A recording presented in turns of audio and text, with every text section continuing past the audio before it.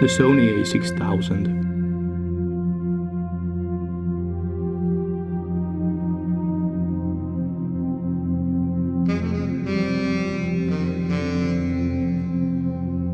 This was the first serious camera I ever had. For this reason, it's obvious that it holds a special place in my heart.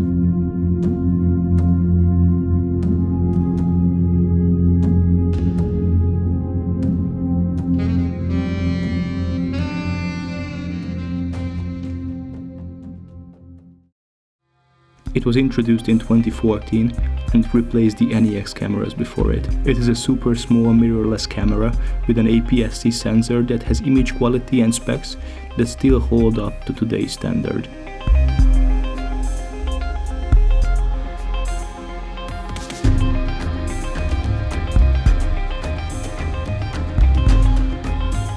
The body feels to be made out of a combination of metal and plastic materials.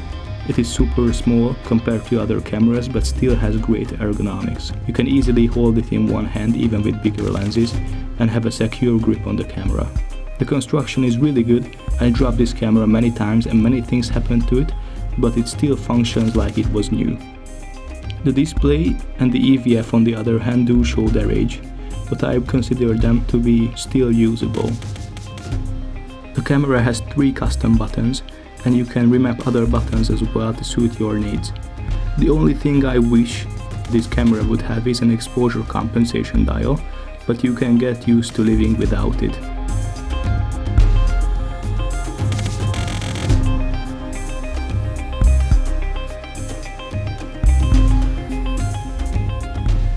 The main issue with this camera is the same that plagued early Sony cameras, and that is poor battery life. To have enough charge in the battery to last a full street photography session, I had to turn the camera off between taking images, which isn't the biggest deal, but I did miss a couple of shots because of this.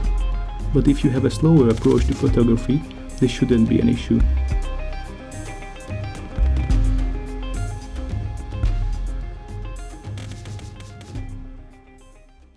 The main reason I love this camera is its image quality in terms of stills.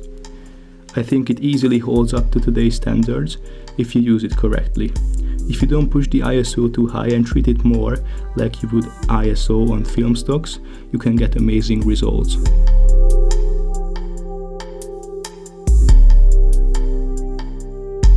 I found that images look good until ISO 800 and are still usable until ISO 1600 and sometimes 3200 as well.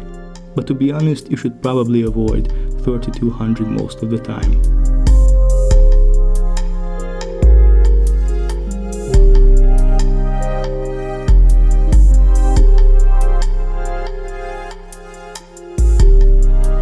On the video department, it certainly shows its age. It can only shoot Full HD, which wouldn't be a problem, but it only shoots it in 50 megabits per second and without any lock profile, which limits your options quite a bit when you are trying to stylize your video in post-production.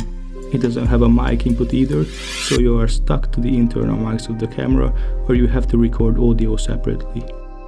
But if you think of this camera as solely a stills camera, it performs exceptionally. Especially for its price. You can get this camera for a couple €100 and you can find really good deals on it used.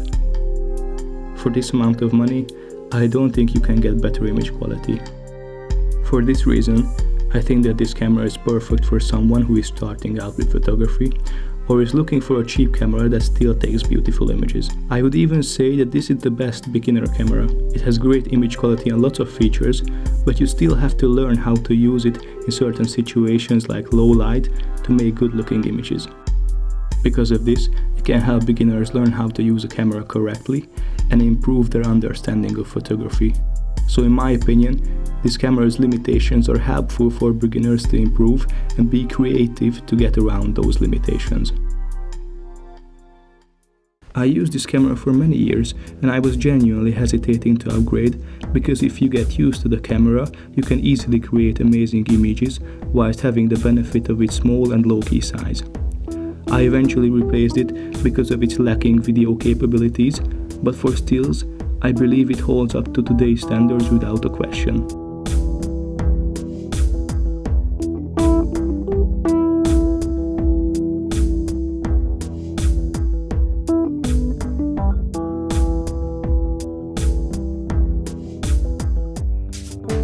I still have this camera and probably will for many years to come.